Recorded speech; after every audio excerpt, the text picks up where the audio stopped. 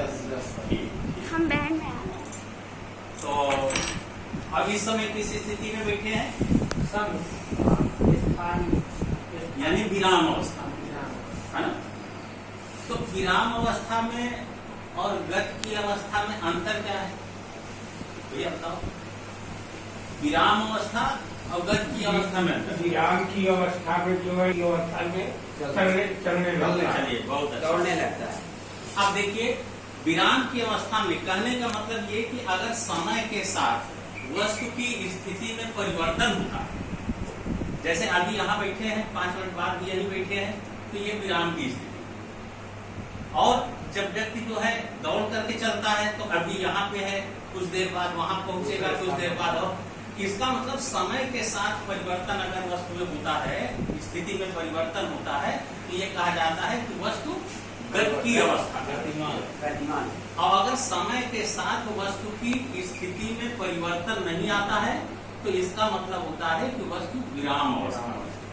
तो आज हम आपको ये इस टॉपिक में गति बल और मशीन, गति बल और मशीन के आपको बताएंगे। ये इसको मोशन बोलेंगे,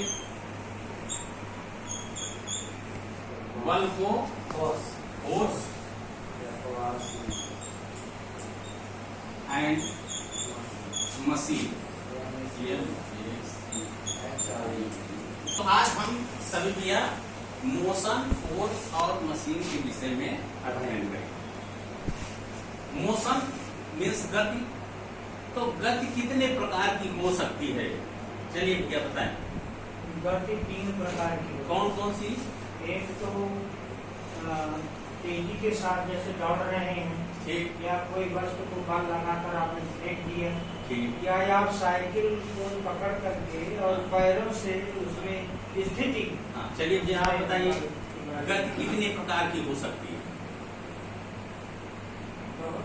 गति गति के देखिए ये प्रकार, पहला सरल रेखीय गति, सरल रेखीय गति। सरल रेखीय गति क्या है?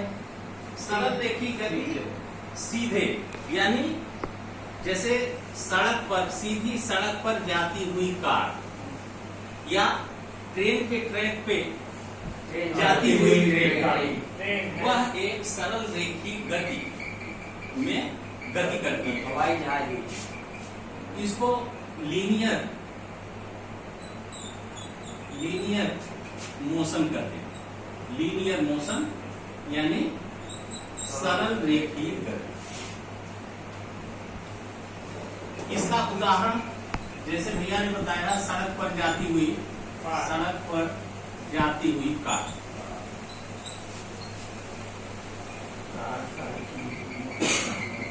दूसरे प्रकार की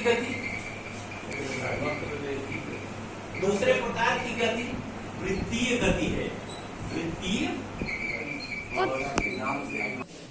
वृत्तीय गति मोशन। इसका उदाहरण कोई भैया दे। वृत्तीय गति ये देखिए, ये गेंद है, इसको अगर हम ऐसे घुमाएं तो गेंद किस प्रकार की गति कर रहा है? एक वृत्त बन रहा है, तो ये वृत्तीय गति हो, गोला में चल रहा, ठीक है ना? तो वृत्तीय गति ये हो गया। और लोलक को घुमाने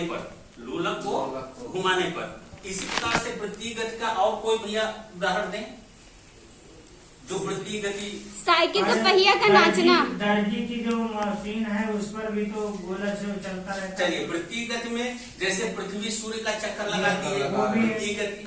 चंद्रमा जो है वो पृथ्वी का चक्कर लगाता है। तो इसके उदाहरण में आप लिख सकते हैं पृथ्वी द्वारा सूर्य का चक्कर लगाना, द्वारा सूर्य का चक्कर लगाना, चक्कर। चंद्रमा द्वारा पृथ्वी का चक्कर लगाना, ठीक है।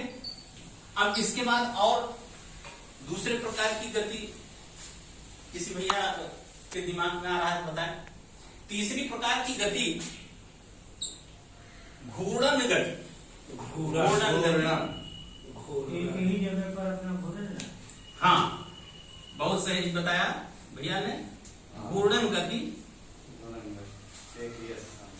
और जहां पे जैसे लट्टू है, लट्टू जो है, लट्टू को जब आप घुमाते हैं तो वो एक ही बिंदु पर रह करके वो नाचता है। तो ये घूर्णन गति जो है ये है। और इसको रेशनल RPION हो गया। रोटेशनल मोशन में लट्टू हो गया।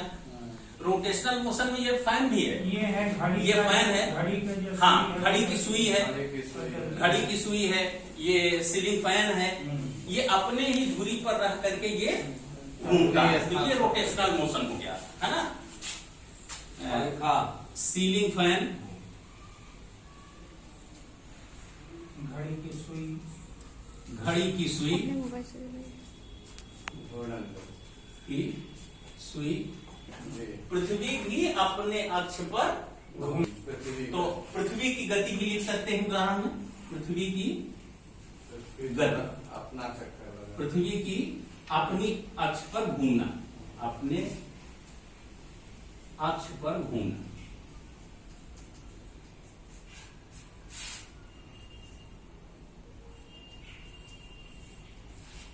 चलिए, चौथे प्रकार की गति है दोलन गति।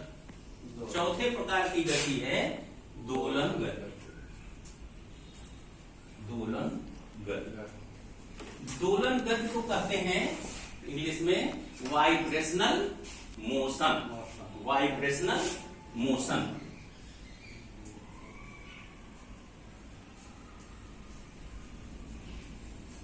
Vibrational motion. वाइब्रेशनल मोशन का उदाहरण कोई भी बताए? दोलन गति, घड़ी के पेंडुलम की तरह देख सकते हैं।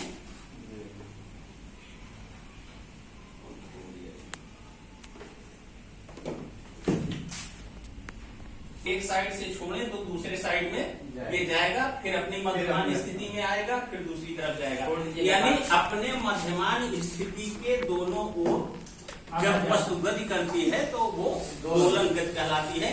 तो इसमें उदाहरण आप दे सकते हैं घड़ी का पेंडुलम, घड़ी का पेंडुलम और लोलक, लोलक की गति।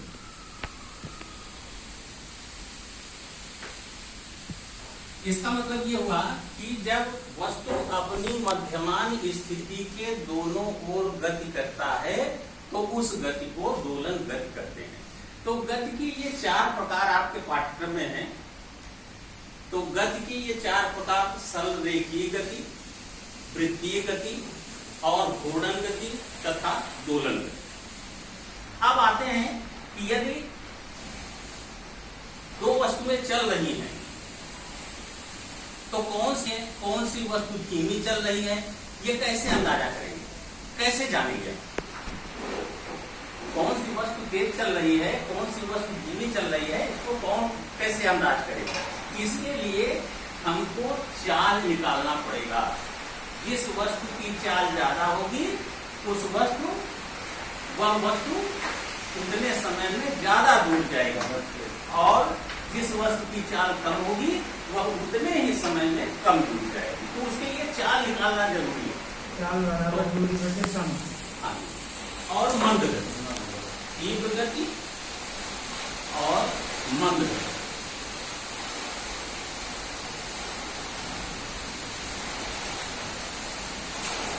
तीव्र गति और मंद गति जानने के लिए ही चाल की जरूरत पड़ेगी। चाल बराबर क्या होता है? हाँ, सभी भैया जान रहे हैं पहले। चाल बराबर दूरी बटे समय, यानी एकांक समय में तय की गई दूरी चाल का कार्य। एकांक समय माने एक समय, एकांक समय में तय की गई दूरी को चाल कहते हैं। चाल का मात्रक क्या होता है? चाल को किसमें व्यक्त करते हैं? किलोमीटर, प्रति घंटे, ठीक है। तो इसका मात्रक क्या है? मीटर प्रति घंटा, किलोमीटर प्रति घंटा। प्रति घंटे। किलोमीटर प्रति घंटे। लेकिन ये मानक मात्रक नहीं है, मानक मात्रक मीटर प्रति सेकंड में होता है। मानक मात्रक जो है वो मीटर प्रति सेकंड में होता है, ठीक है ना। मानक मात्रक मीटर प्रति सेकंड।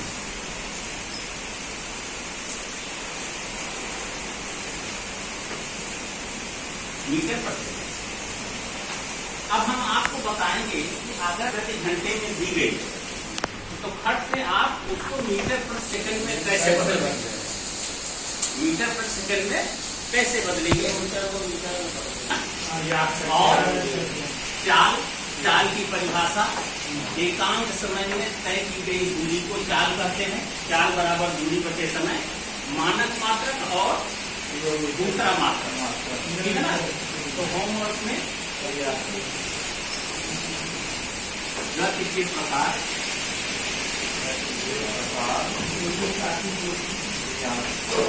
याद करें।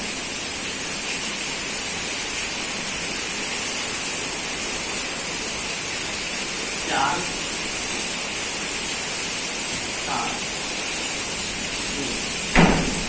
याद करें।